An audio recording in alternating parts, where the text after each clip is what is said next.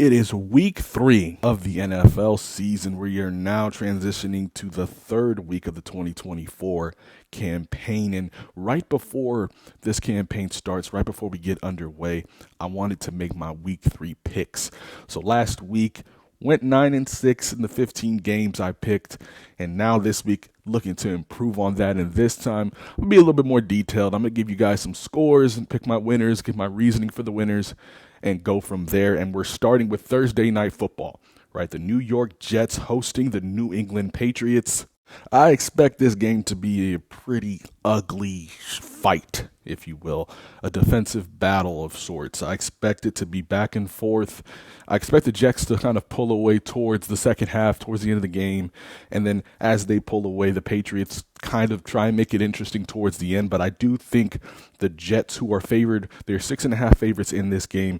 I do think they pull away. I think they pull it off, and beat the New England Patriots 21-17. Look, the Patriots, they're a solid team, right? They have one of the better defenses in the league, a solid pass rush. The coverage unit is solid there as well, right? And the same could be said for the Jets, even though I've been underwhelmed by their defensive performances thus far. But I am holding into account the fact that they played against the 49ers in the first game, and they did only hold the Titans to 17 in week 2. So we'll see how it progresses. I think their defense will look even better than it did last week. I think they're going to hold the Patriots to 17. I think their offense is going to show steady improvement. But then again, I think this Patriots unit defensively is a very good defensive unit. So I expect the Jets to win 21-17. Moving on to the first game of the Sunday slate, the Cleveland Browns hosting the New York Football Giants. When I look at this matchup, I see two teams that have solid defenses and offenses that are coming along or coming into their own, right? We saw improvement on Cleveland's front in the offensive side of the football last week against Jacksonville. Deshaun Watson looked a little bit more comfortable. He still had, not him per se, but that offensive line still had some penalty issues. He did have some drop issues. Like I said, he was number 3 in drop percentage last week. So I expect them to build upon the progress that they made last week, in addition to the fact that, the last time they were out in front of these home fans, they were embarrassed by Dallas. So I expect a little bit more of an edge. I think the offense is going to come to play, but I do think it's going to need some time. I think they're going to take some time to get into a little bit of a rhythm offensively, and I think they're going to finish the game looking a lot better than they started. But all in all, I think Cleveland's defense is going to buy them time for their offense to get into said rhythm, and at the end of the day, I think they win this one by a score of 23-10. Moving on to Chicago and Indianapolis, this was a tough game to kind of pick, right? Like I said, at the end of the day, when I look at Anthony Richardson and how he's played up until this point, I don't really trust him as a quarterback. He's been very erratic.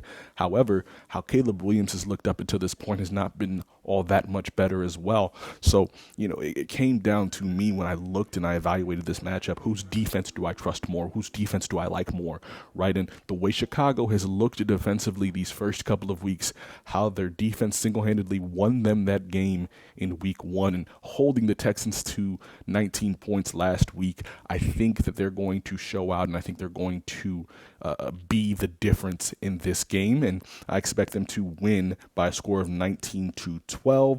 Moving on to the Minnesota Vikings hosting the Houston Texans. The Texans come into this one as 2.5-point favorites. Look, I like the Texans in this matchup. When I look at how their defense has played up until this point, I like their pass rushers. I like how they are in coverage. I like the fact that not only that, their wide receivers to me are a very, very solid group. And I'm not sure if I trust the coverage unit of Minnesota to do a good job containing what Houston can do in this particular matchup, right? When you have a good quarterback like C.J. Stroud, a guy who can throw under pressure. So even though I like Minnesota's ability to rush the passer, C.J. Stroud is very good at throwing under pressure. He's one of the best in the league at doing that. And considering that he has that wide receiver core that he has, in addition to the fact that, yes, the Vikings also have a very solid run defense, but Joe Mixon is still there. They can still use him. I just trust Houston's offense and their ability to produce points more than I trust Minnesota's, in addition to the fact that I like Houston's defense more. So I think I'm going to take the Texans by a score of 24-14. Next on the schedule is the Philadelphia Eagles traveling to New Orleans to play the New Orleans Saints. This game, New Orleans enters as a 2.5-point favorite, 1 p.m. on Fox. Look, the Saints offense has been super high powered, right? In the last video, I talked about how they've scored on 16 of their first 21 possessions, including scoring on their first 9 possessions against Carolina and scoring on their first 6 possessions against Dallas. And to me, especially as it pertains to Dallas to me has a much better defensive unit than Philadelphia does, right? And when I look at it from that perspective, when I look at the fact that I don't trust Philadelphia's secondary, when I look at the fact that I don't trust Philadelphia's run defense, when I look at the fact that I'm not super high on their pass rush, what ways or reasons they can win this game, I don't see an advantage. Now, their offense is something maybe they could lean on, but I like the Saints on the defensive side of the ball too, right? Holding Dallas to 19, holding Carolina to 10, even though, think very highly of Carolina at all, right? I look at how their defense has performed in these first couple of games, and I'm like, I like their chances. I like the advantages that they have coming into this game. So I pick them winning this game by a score of 34-17. Moving on to Pittsburgh hosting the Los Angeles Chargers. The Pittsburgh Steelers enter this game as a 1.5-point favorite. This one at 1 p.m. as well. Look, the Pittsburgh Steelers offense has certainly been a work in progress, but to this point, nothing super impressive. I mean, the same could also be said of this Los Angeles Chargers offense as well. Nothing super impressive. They've done an outstanding job keeping the ball on the ground, specifically as it pertains to a guy like J.K. Dobbins, who's rushed for 130 yards in the last 2 games, in the first 2 games of the season, right? So when I look at these 2 teams and how similar they are, very good defensive teams to this point in the season, and kind of trying to come into their own offensively, I trust the quarterback and I trust the coach of Los Angeles a little bit more, in addition to not only trusting those two, not only trusting that combo, that tandem, but I also trust how they've ran the ball so effectively to this point so far in the season. So that being said, I still expect it to be relatively low scoring, but I'm picking the Chargers to win it 16-10. Moving on now to Tampa Bay hosting the Denver Broncos.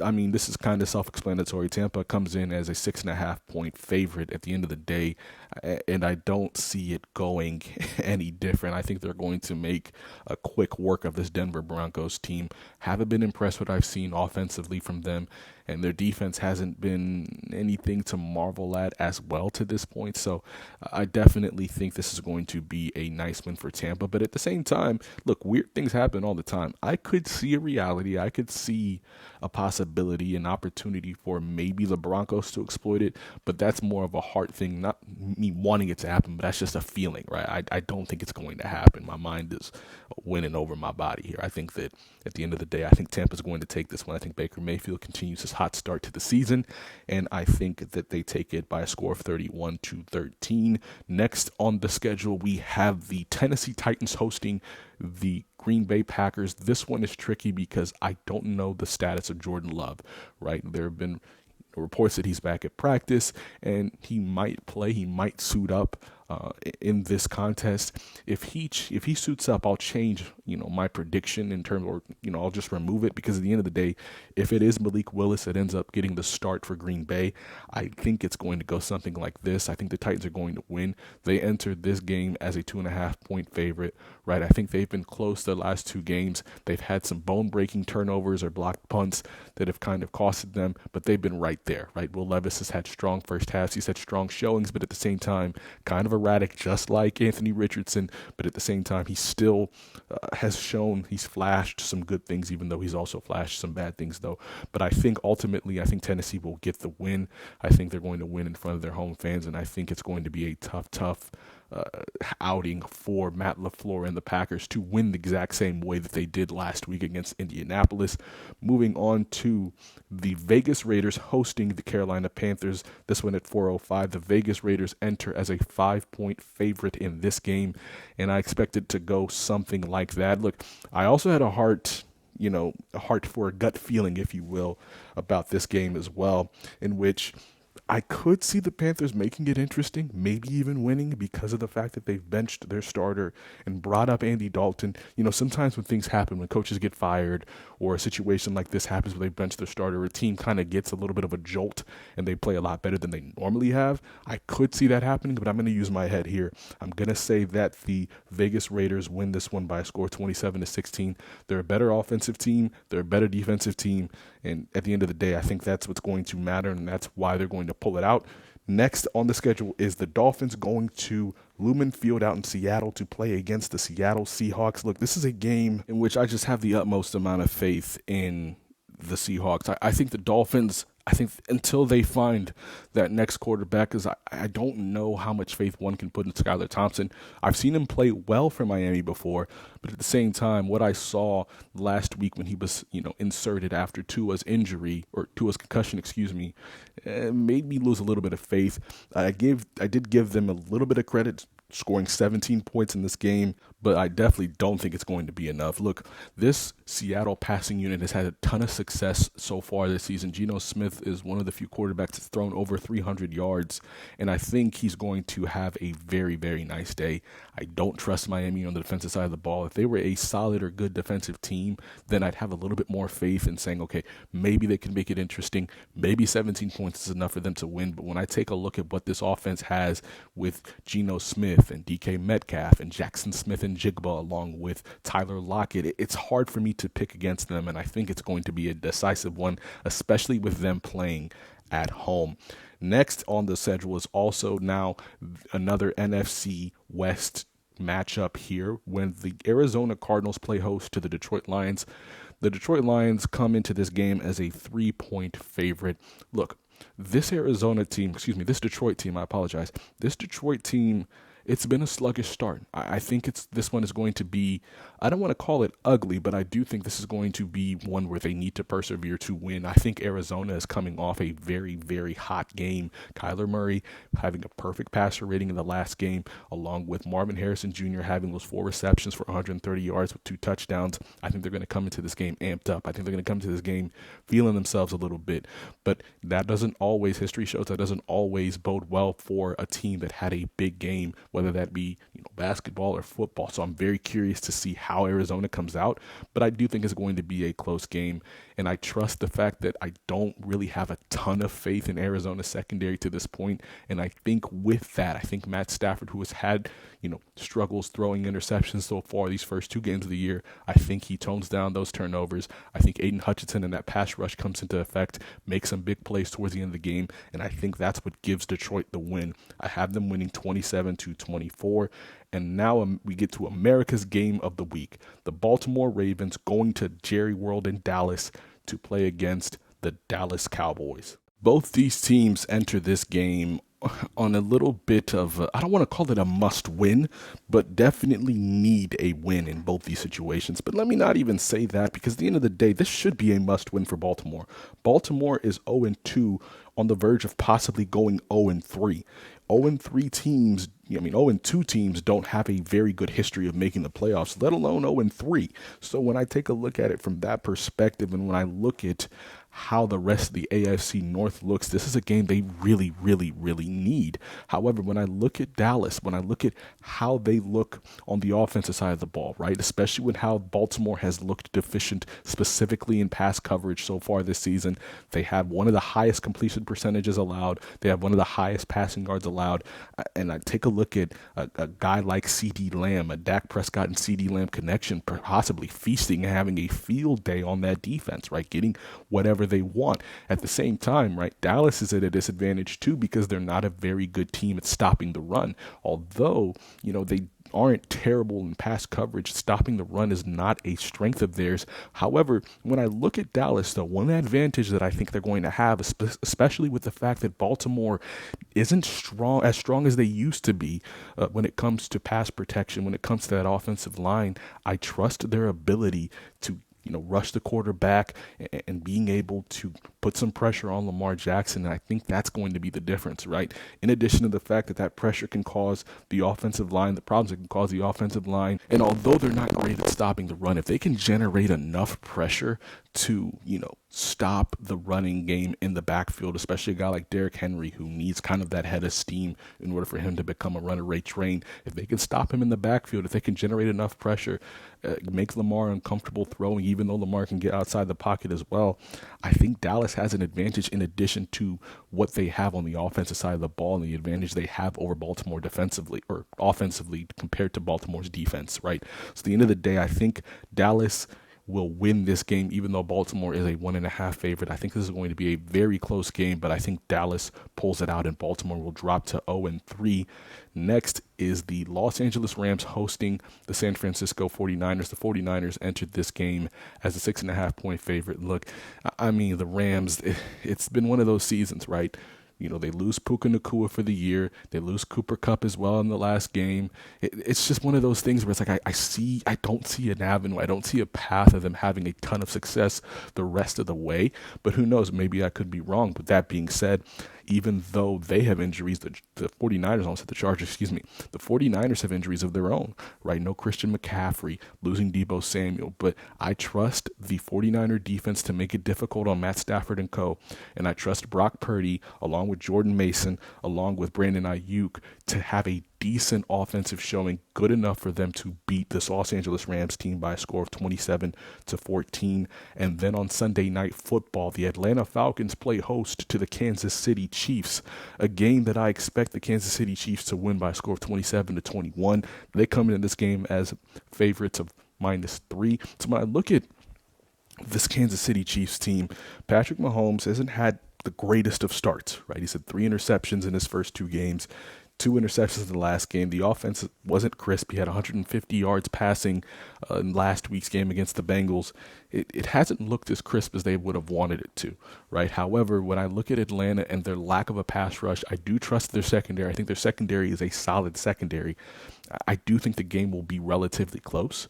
I do think Patrick Mahomes, these are games where he's going to thrive in. I think he's going to take over towards the end in the fourth quarter and kind of put this game out of reach, dropping the Falcons to 1-2. And then we have on Monday night, the Buffalo Bills hosting the Jacksonville Jaguars.